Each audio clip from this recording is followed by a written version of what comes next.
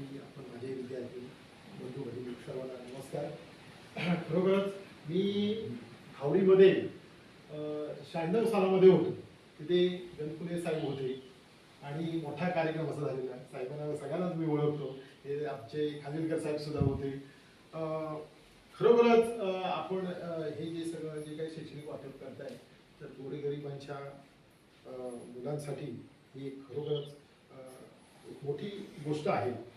मी सुद्धा एक लहानपणी म्हणजे सर्वसामान्य परिस्थितीमध्ये होतो आणि त्यावेळेला असं काय वाटप वगैरे नव्हते मॅडम.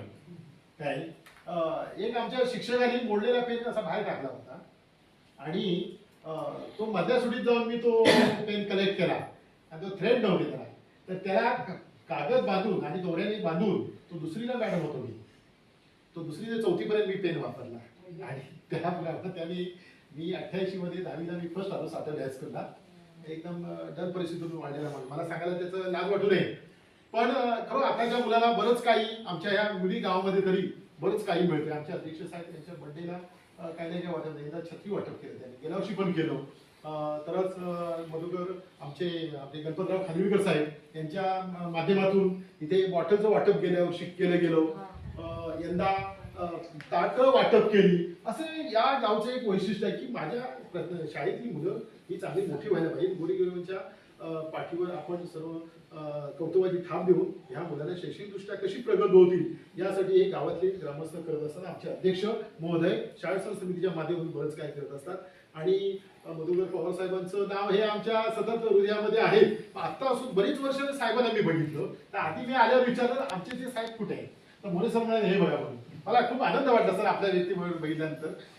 तर खरोखरच आपल्या सर्व टीमला मी कृतज्ञता आपल्या प्रति मी व्यक्त करतो आणि निश्चितपणाने आमच्या सर्व शिक्षक आता हे बघा रिटायर झालेले आमचे शिक्षक बांधव याच्यामध्ये सहभागी आहे. हे आता सध्या विद्यमान नोकरीमध्ये आहेत, मोरे सर आमचे ते आहेत आणि याच्यातून निश्चितच माझी सुद्धा 2 वर्ष 8 महिने शिल्लक आहे. तर मला सुद्धा याच्यातून एक प्रेरणा मिळाली. निश्चितच मी सुद्धा आपल्या टीम मध्ये भविष्यात सहभागी होईल वाटतं, कारण मी सुद्धा लहानपणी भरपूर भोगलेला आहे आणि दल परिस्थितीतून मीतपर्यंत एक आलो आणि चांगल्या प्रकारे मी शिक्षक होऊन आता ज्ञानदानाचं मी निश्चित मला स्वतःला एक आदर वाटतो सांगायला की कार्य करतोय आणि अशा प्रकारे आपल्या सर्व इथपर्यंत ह्या पावसातून आपण इथपर्यंत येणं सामान्य गोष्ट नाही. आता कदम साहेब आमचे आता वय म्हटलं तर जे केवढे व्यक्तिमत्व आहे आणि अशा वातावरणातून इथं खेड्यापाड्यामध्ये पोचून हे शैक्षणिक साहित्य वाटप करणं ही मित्रांनो सामान्य गोष्ट नाहीये.